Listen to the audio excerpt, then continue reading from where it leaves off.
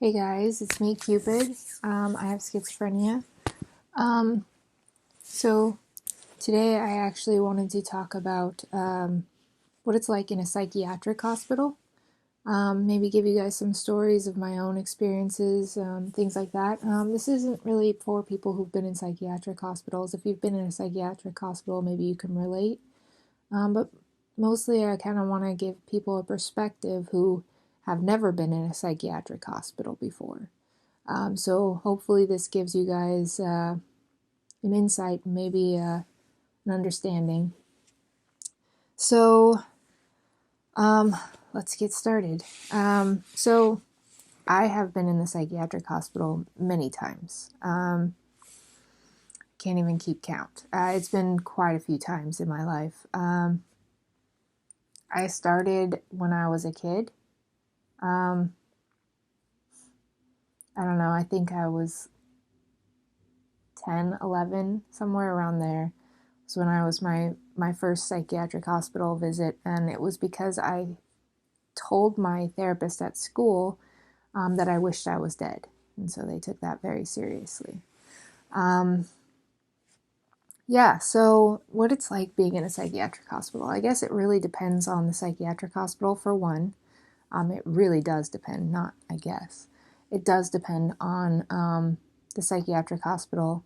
It also really depends on what age you are, because I've noticed I've been in there as a child, as a teenager, and as an adult, and they all have their own separate units, and it really does depend. Even as a child, I was in a couple of different psychiatric hospitals, so there's there's differences.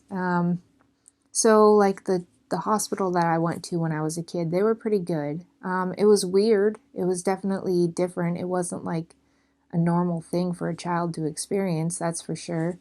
Um, I don't know. I saw things that I don't think that a lot of kids should see. It was different. A lot of screaming, different things like that. Always something happening. Always something happening. It was weird because the youngest kid there was my first day.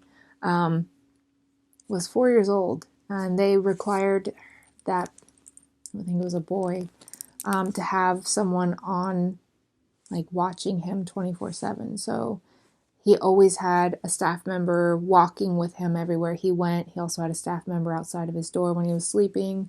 They just made sure that he always had staff on him.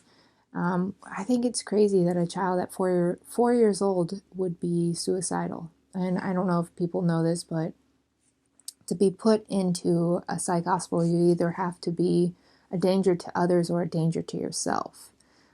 So most of the time, it's usually a danger to yourself. I haven't really found very many people in a psych hospital that are a danger to others, but usually when someone's a danger to themselves, people assume that they're going to be a danger to others, because if you can hurt yourself, you probably can hurt others, which is not 100% true. That's also outdated thinking, not necessarily the truth anymore.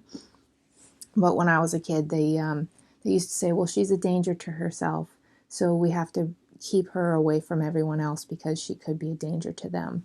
And I remember them having me isolated. I was put into foster care because of it, things like that. So, it's outdated thinking. I don't think that people really do think that anymore. Maybe some people do, but it's not the truth. I've never, ever harmed anyone else in my life. Never been violent towards anyone in my life. I've never put my hands on anyone in my life. At least not in a way that wasn't, like, if the only way I've ever done it is if I was protecting myself, like when I'm cornered or something like that. Like, I've been cornered by guys before, and I've pushed them off of me and things like that. That's the only time. I even had an ex that cornered me, and it was like, it was bad stuff. So let's just say that. So yes, I pushed them off of me, but I've never really been a danger to anyone else. I've always been a danger to myself. And that's the only reason I've ever been put into psych hospitals. So,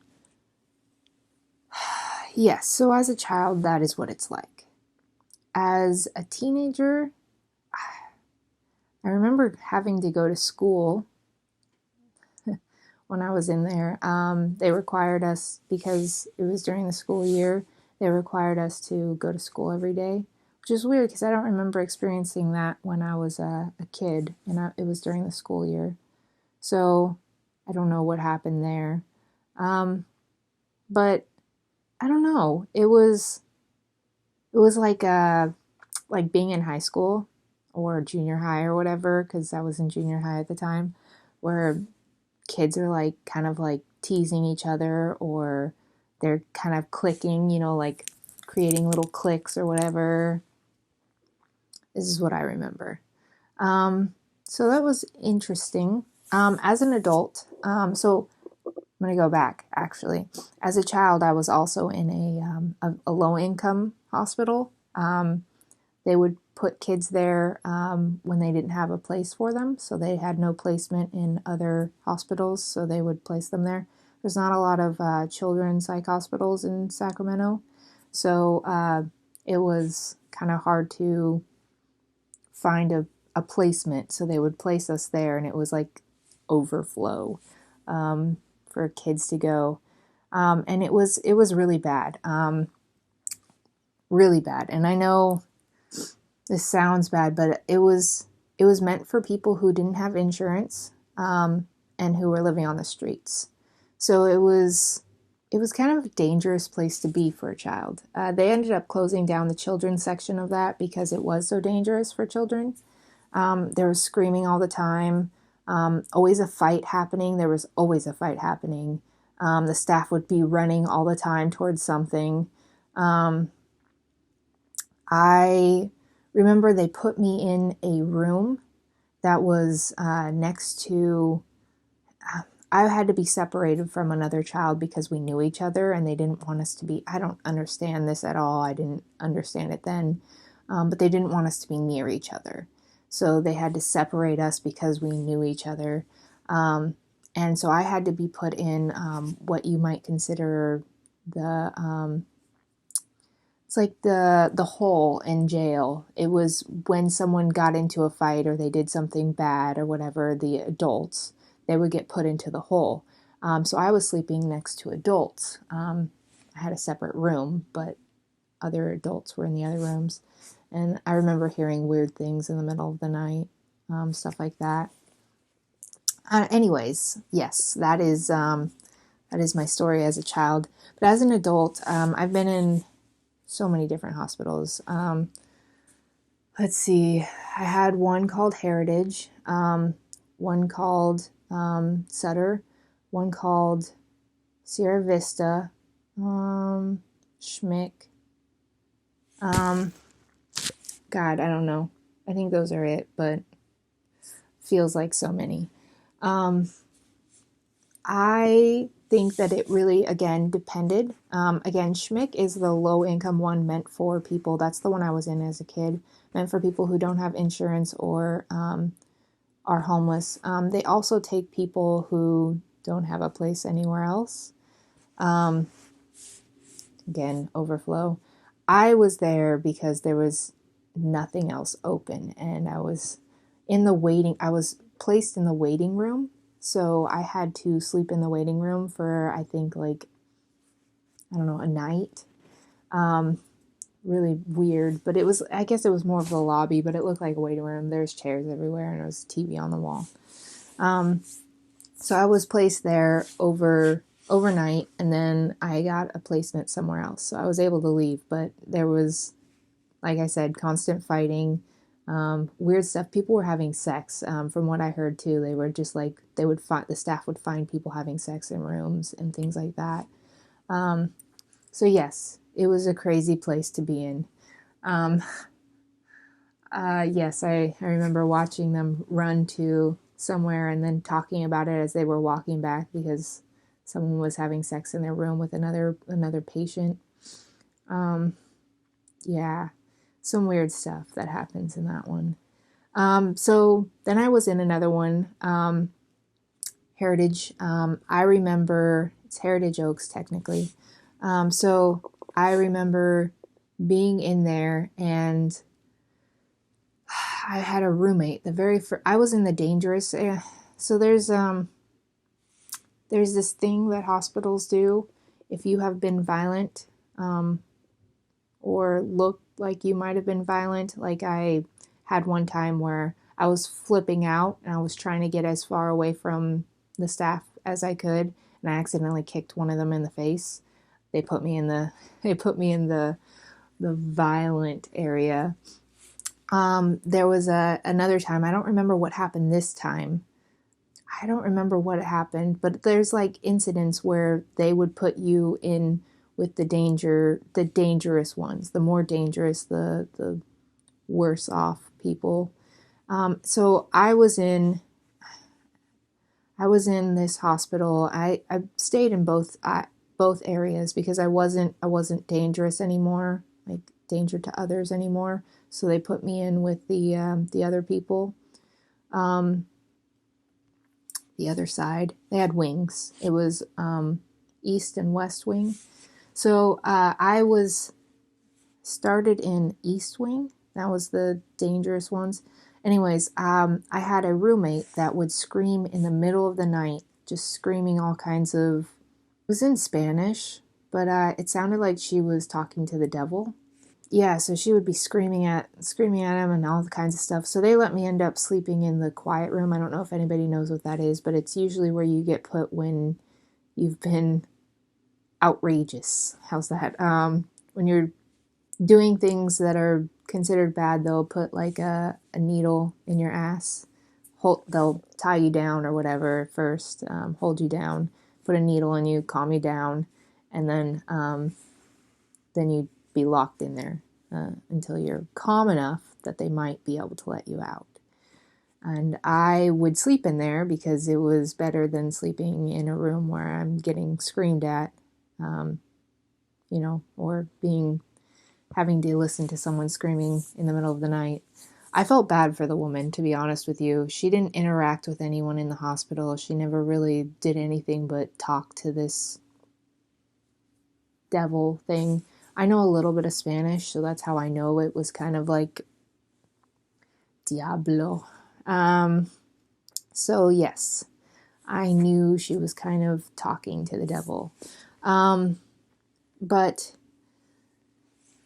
yeah, that was an interesting time. I had good experiences in there and bad experiences. I went to Heritage, I think, twice. That was the most crazy experience, though, was having that. Because I think that there was a lot of weird stuff. Like in the areas that are a little bit more dangerous, they actually take everything out of the rec room. So there's nothing to do. So you literally just pace up and down the hallway, which is normal in psych hospitals in general. Even in the areas where you have more to do. You just kind of like find time to just walk up and down the hallways, back and forth, get your exercise. It's really nice. It helps you feel a little bit less like you're locked up. But there's nothing to do in those sites. So I was also in Sierra Vista, which is not really any better. They have an area for people who are more dangerous. And that time that I accidentally kicked a staff member in the face, it was actually a security guard. They were trying to wrestle me to the ground. I wanted out. I was, I was, I was lost in something. I was lost in a delusion of things that were happening to me, physically happening to me, and it was harmful things. And I was trying to get as far away as possible, and they wouldn't let me go. They were holding me down. They were like tackled me and held me down. And I kicked them in the face on accident. So yes, and that area was very similar to Heritage, where it was very dangerous. There was this one woman who was getting into fights with everybody. I swear. She was getting in all kinds of fights. She just wanted to start a fight with anybody. She didn't back down, that's for sure. I was actually quite impressed with how much she did not back down. There was a lot of different things. Had my own stuff going on too, so I couldn't pay attention. I was lost in a delusion, I'll admit that. It was a interesting time. Actually, this was last year. Kind of funny to admit. Yeah, so again, things to do in the hospital, not very much. So pacing up and down, drawing, painting, if you even have paint supplies. I don't know why I brought that up. Drawing, writing, reading. There's sometimes books that you can read, magazines, watching TV. It's another thing, and usually it has to be an agreed upon channel. So it's not just like I get to watch whatever I want. I'll just sit here all day. No, it's like, all right, we all have to agree on what we watch, and if you don't like it, if other people do, then you can just go pace out in the hallway. That's pretty much how it is. Or you can go to your room and nap, which is another really great activity that is very common. I think I slept more than I've ever slept in my life being in psych hospitals. A lot of sleeping. It's really just mind-numbing, really just to sit in a hospital. So nothing to do all day. You get your options kind of cut down. It sucks. It's really hard. Honestly, one of the things that I used to love about psych hospitals was making friends and being able to have conversations with these people. And the last time I was there, I wanted to be out as fast as possible. So, I don't know. I guess it really just depends on your state of mind. Yeah, I didn't plan on making friends every time that I did. And I think last time I was hoping that I would make friends, and I think I hoped a little too hard because I had a horrible time. And again, I was lost in delusion the whole time, so could have been that too. Anyways, I hope that gave you guys a little bit more insight. I'm probably going to talk about this further in the future as well, because I think that there's more that you can discuss about a psych hospital. There's so many things that you can discuss. It's a crazy place. It's not something that your average everyday person has experienced. It's not something that they want to experience. And it's probably not the best place to be, especially when you're suicidal. It is not a great place to go. But yet, that is where we are put. Anyways, I hope you guys have a beautiful day. Stay wonderful, stay beautiful, stay amazing, stay awesome, stay unique, stay you. And above all else, you guys love yourselves. Peace and love.